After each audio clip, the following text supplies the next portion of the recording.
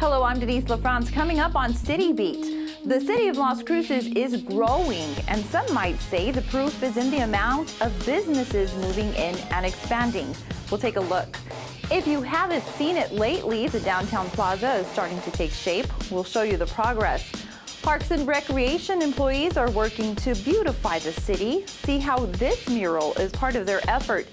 And there is more than just books at Branigan Library. It's an experience when you realize all you can get out of it. We'll explain in our Ask the segment. Hello and welcome to City Beat for the month of July. The city's Economic Development Office is working hard to attract new businesses to the area, and for the businesses that are already here, make it more profitable.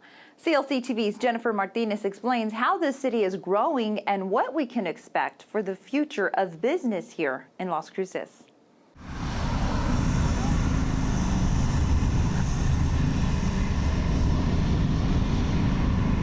Looking around Las Cruces, you can see the growth happening. For example, this new business on Telshore Boulevard. But there is also growth that you can't quite see yet. Economic Development Coordinator Mayra de la Canal says some businesses have already begun behind-the-scenes work. We have a combination of expansion, relocation, and new businesses that are pulling permits through the permitting section within Community Development Department.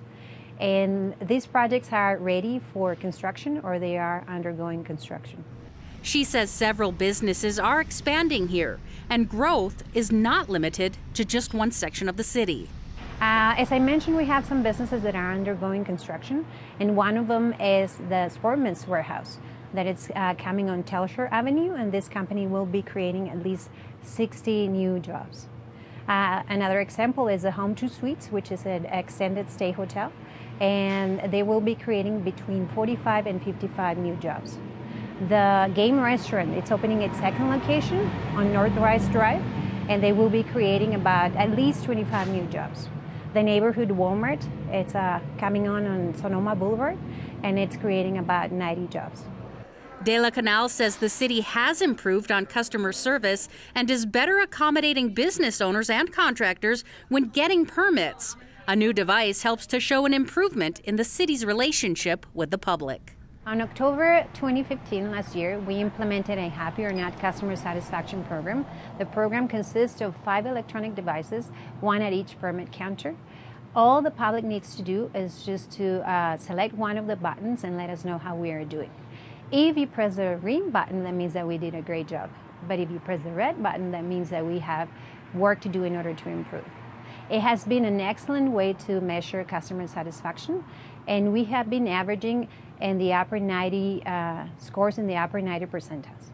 Online tools can also help. At los-cruces.org, one tool helps businesses learn where they can expand on the West Mesa.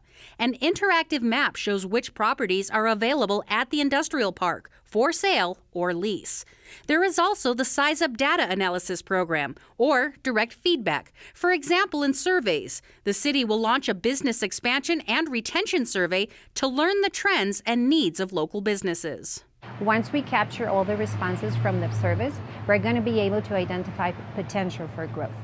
Our plan is to implement a visitation program based on the needs of our business community in conjunction with our city partners. And coming very soon, we have the implementation of a cloud-based program that is going to allow the city to issue electronic permits, accept payments online, and online access to the review process and the permit issuance process. If a business would like to expand but owners feel like they have to do it alone, the Economic Development Office says just reach out and they would be happy to help. For City Beat, I'm Jennifer Martinez. Thanks, Jen. The city works closely with the Mesilla Valley Economic Development Alliance, or MVEDA, to help businesses expand and prosper. For more information on the Economic Development Office, or MVEDA, call the numbers on your screen. Las Cruces downtown has been evolving for decades and continues to be an investment area for the city. The downtown plaza is still undergoing construction, but already some of its features are starting to become recognizable, including the plaza stage. Downtown coordinator Andy Hume shows us what more we can look forward to in the near future.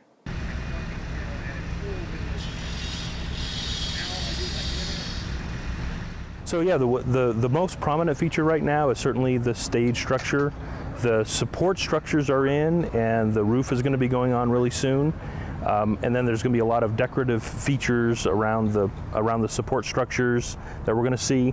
And we're really excited about the way the risers have been constructed, so we have nice seating areas when there's not something going on at the stage. People can go have their lunch and those types of things there.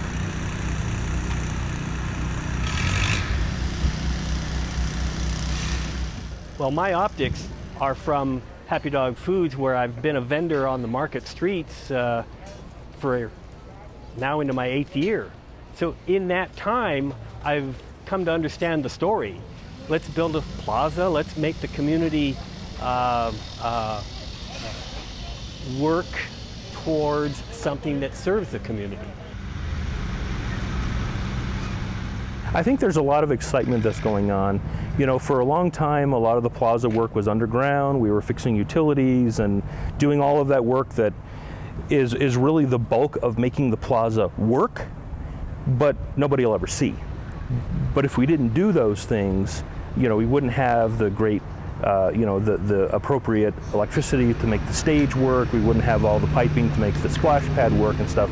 So now that we've gotten all that done, really what we call the vertical structures, the things that are actually being built up out of the ground, now that we're seeing those, I think there is a lot more excitement. There's a greater sense of tangibility. You know, I see it. I can, I'll be able to go up in there and touch it. It's like the plaza is real. The idea of this plaza has been long coming. The idea of having a plaza for the community has so many opportunities. I consider it a multiplier for the community. It's not just another place, but it's a place that multiplies opportunities. The festival idea, the picnic idea, the informal gathering, or the very formal structured plaza concert or serious event. We can now do this, just like the big city. We can now do this as the city deserves to have this kind of an asset. So here we are, we see it being built, we know it's on schedule, we can look forward to a September 17th Plaza Dedication Celebration Day.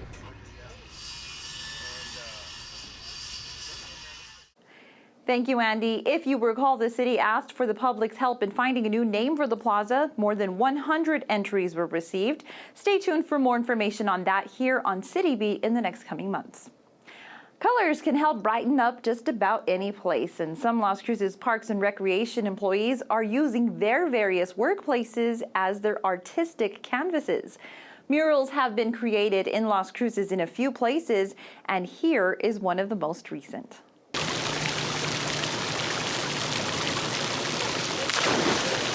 We've been trying to get out there in the community and paint some of the city facilities.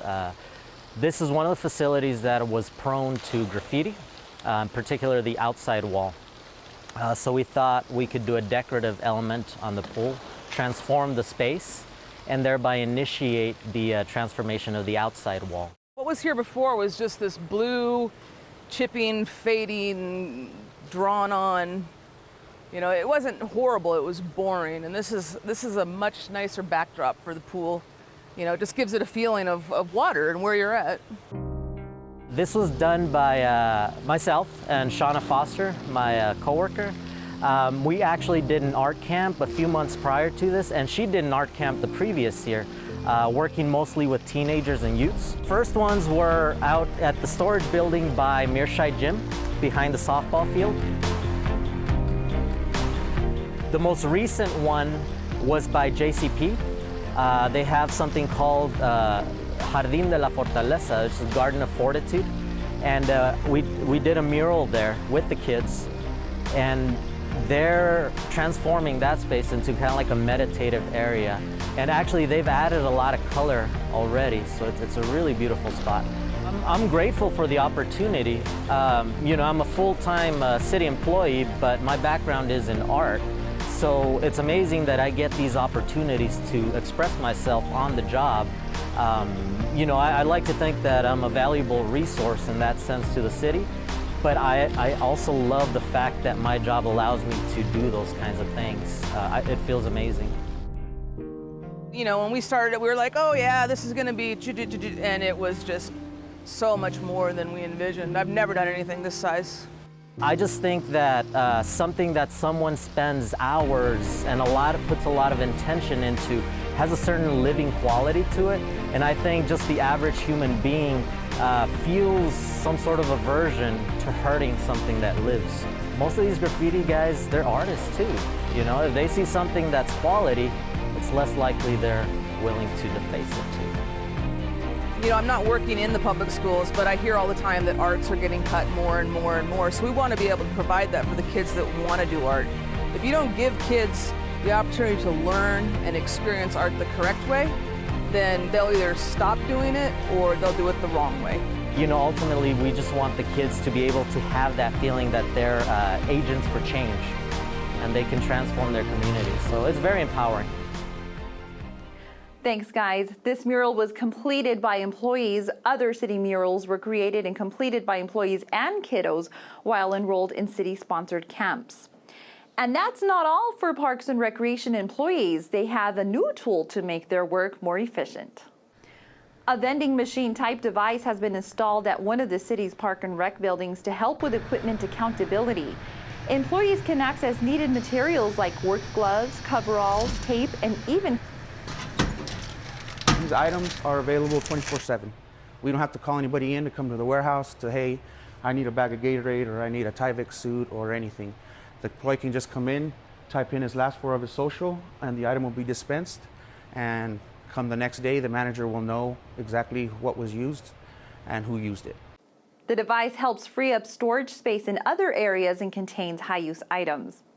The city is revamping its comprehensive plan, which shapes the city for the next 30 years. One of the themes of the plan is healthy communities. To engage in this topic, CLC TV will air a 4-part PBS series called Designing Healthy Communities. You can watch these videos Thursday evenings in late July and into August at 8 p.m. We're looking at the first generation in American history to have a shorter lifespan than their parents. On this episode of Designing Healthy Communities, I'm going to examine the connection between our current obesity-triggered type 2 diabetes epidemic and suburban sprawl. Host Dr. Richard Jackson touches on the ways our environment impacts our health, like obesity, diabetes, heart disease, cancer, and more. For more information on healthy communities, you can join the host of the show, Dr. Richard Jackson, on Monday, August 22nd, along with guest speaker Dr. Suzanne Leonard at the City Hall Council Chambers at 1 p.m. at a City Council work session. Then take part in a workshop from 6 to 8 p.m. that evening for a presentation and workshop at Las Cruces High School. For more information, call Las Cruces planner Srijana Bosniat at 575-528-3043. The evening farmers market continues throughout the summer months. We'll show you which days to mark your calendar and when you can take part in a free movie at the park. More details in our City Minute. Music in the Park continues each Sunday through the end of August. Performances begin at 7 p.m. at Apodaca Park through July, then move next month in August to Young Park. To see a full list of performers, go to las-cruces.org and click on the News tab at the top. Movies in the Park also continues on Saturdays in August. The Good Dinosaur on the 6th, Goosebumps on the 13th, San Andreas on August 20th, and Pitch Perfect 2 on the 27th. You can also see more on movies on the City of Las Cruces Facebook page or at the News tab at las-cruces.org. This year marks the 45th year of the Downtown Farmers Market, and this year the Evening Farmers Market has returned. You can attend on the following Wednesdays, August 10th, September 14th, October 26th from 6 to 10 p.m. On those days, the Farmers Market will not take place in the mornings, but you can visit the Farmers Market on Saturday mornings until 1 p.m. Public libraries are constantly evolving. No longer are they the place to just go and read books. They now offer a wider range of services that cater to just about everyone. Here with more about what Thomas Branigan Memorial Library offers you is CLC TV's Udelvi Hill with this month's Ask the.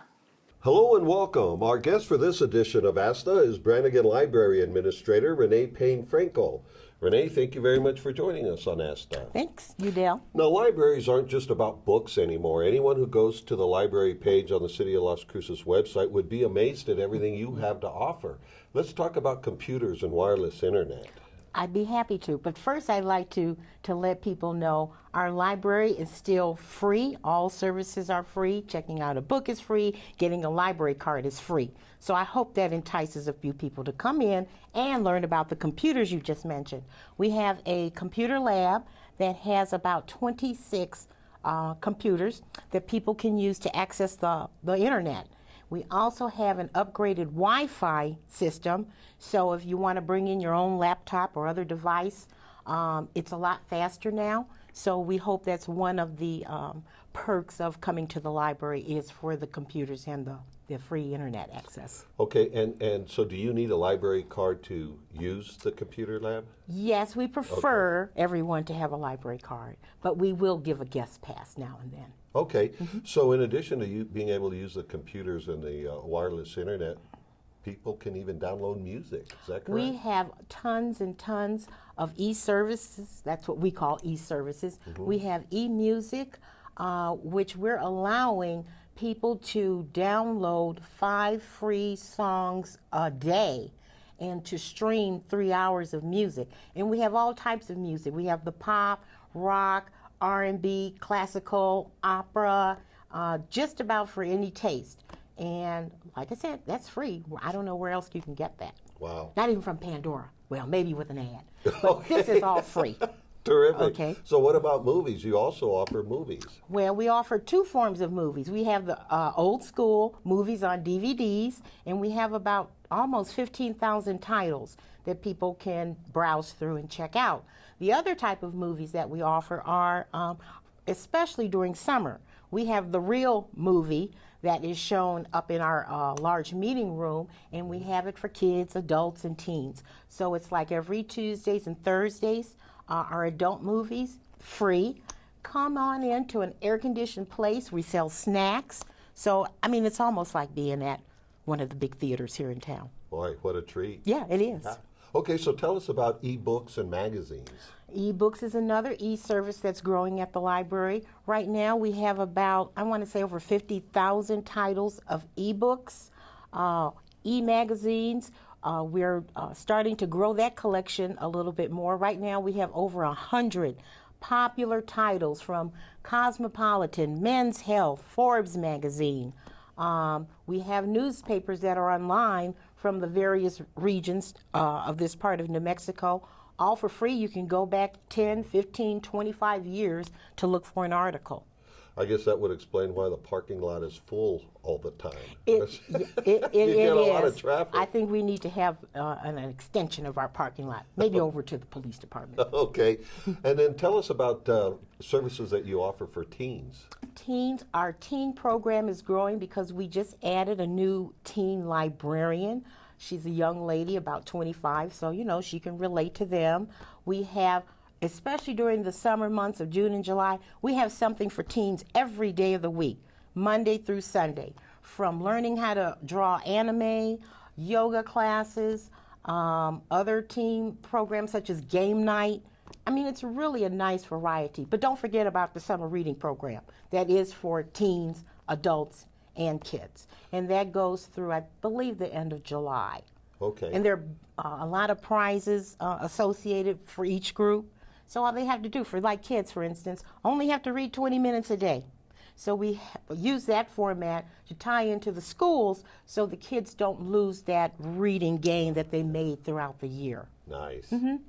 So just being out of school for the summer, the library offers plenty of activities for our youth. Yeah, and it's not just boring books. We have tons of programs that I think, especially the little ones, there's something, again, every day of the week, except for Sundays, because we're closed on Sundays during the summer, for little kids as well as adults, too. So you take care of everybody. We try to. just about. Yes. Wonderful. Well, that's all terrific, Renee, and I thank you very much for joining us on ASTA. Renee Payne-Frankel, Branigan Library Administrator, our guest on ASTA this month. Thank you. Thank you. Thanks, Udell. The Friends of Thomas Branigan Memorial Library will host an unveiling party for the new library cards at noon on Saturday, September 10th. Magician Jamie O'Hara will perform at the unveiling event. Well, that's all for this episode of City Beat. Remember to tune in for live City Council meetings right here Mondays at 1 p.m. Plus, all archived meetings and programs can be found on clctv.com. Also, we have so much more on our Facebook page. Thanks for joining us. I'm Denise LaFrance.